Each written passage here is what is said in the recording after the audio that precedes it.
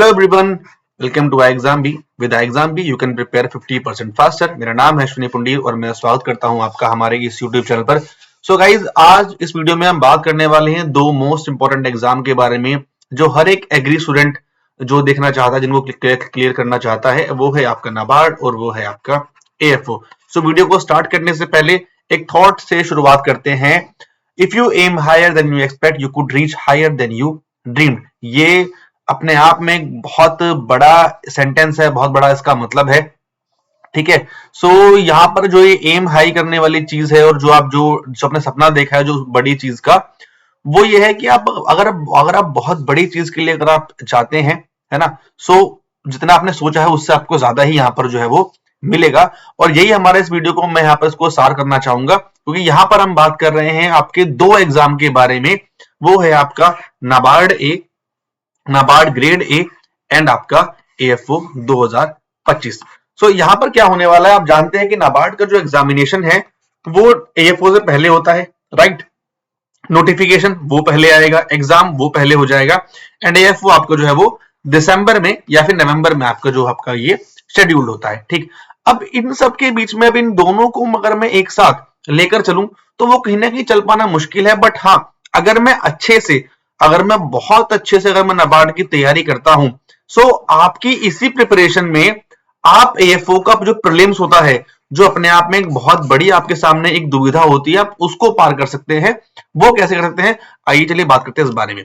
आपके सामने ये दो एग्जाम पैटर्न है, ये आपका नाबार्ड का एग्जाम पैटर्न है, ये आपका एएफओ का एग्जाम पैटर्न है। आप यहां पर देखिए, आपका रीजनिंग है, आपका इंग्लिश है और आपका क्वांट्स है। ठीक है, 20 30 20 20 30 20, राइट। ये आपका एएफओ का एग्जाम पैटर्न है प्रीलिम्स का।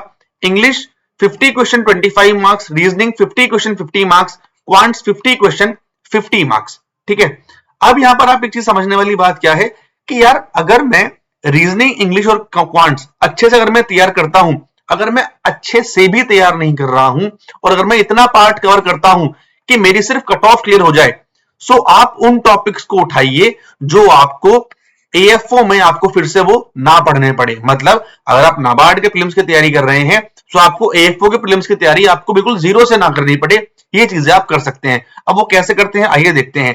ये आपके सामने कंप्लीट सिलेबस है, कंप्लीट पैटर्न है रीजनिंग का, क्वांट्स का और इंग्लिश का, जो आपके इन दोनों एग्जाम में आपसे पूछा जाता है। ठीक है, अगर मैं बात करता हूं, पहले आपको नाबार्ड का ही पढ़ना है, तो मैं आपके नाबार्ड के रिगार्डिंग में आपको एक इंपॉर्टेंट चीज समझाता हूं। नाबार्ड में आउट ऑफ 20 मुझे यहां पर 10 नंबर की मुझे यहां पर पजल देखने के लिए मिलती है। आउट ऑफ 20 मुझे 10 नंबर की डीआई देखने के लिए मिलती है और आउट ऑफ 30 मुझे कम से कम 10 नंबर का यहां पर आरसी देखने के लिए मिलता है नाबार्ड में। तो आप मुझे भी एक चीज समझाओ, यहां पर जो आपकी पजल का जो सेक्शन है, अब ये तो है नहीं कि यहां से आप जो 10 नंबर लेकर आओगे आप सिर्फ 2 रीजनिंग की पजल करोगे, ऐसा तो नहीं होगा ना।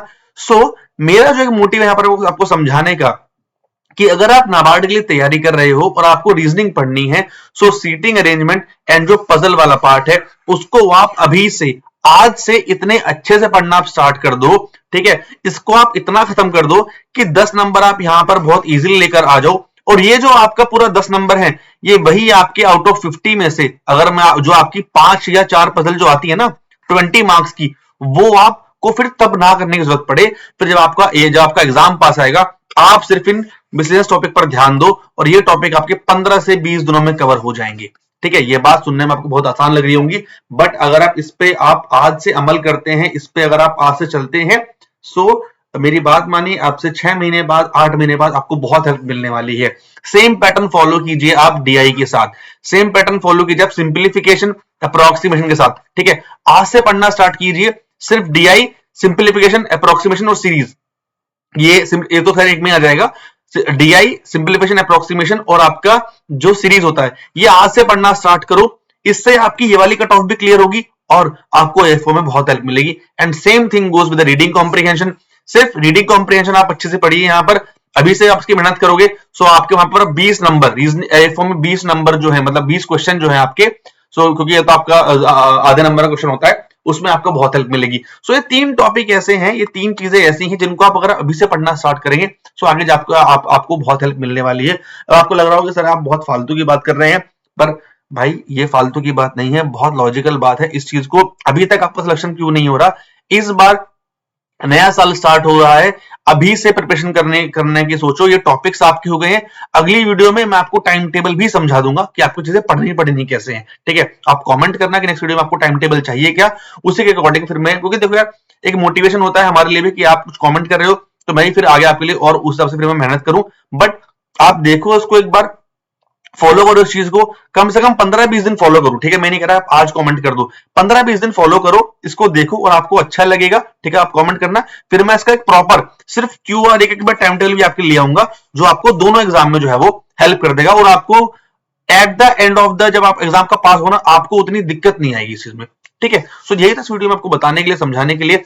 बाकी अगर आपको हमारे कोर्स के रिगार्डिंग कोई भी क्वेरी चाहिए तो आप इस नंबर पे कॉल कर सकते हैं, चाहे वो नाबार्ड का हो, एफओ का हो, और इस नंबर पे हमारी वेबसाइट है, यहां जाकर आप हमें एक बार विजिट कर सकते हैं। तो thank you so much guys, thank you so much for watching this video. With exam भी you can prepare 50% faster. Thank you.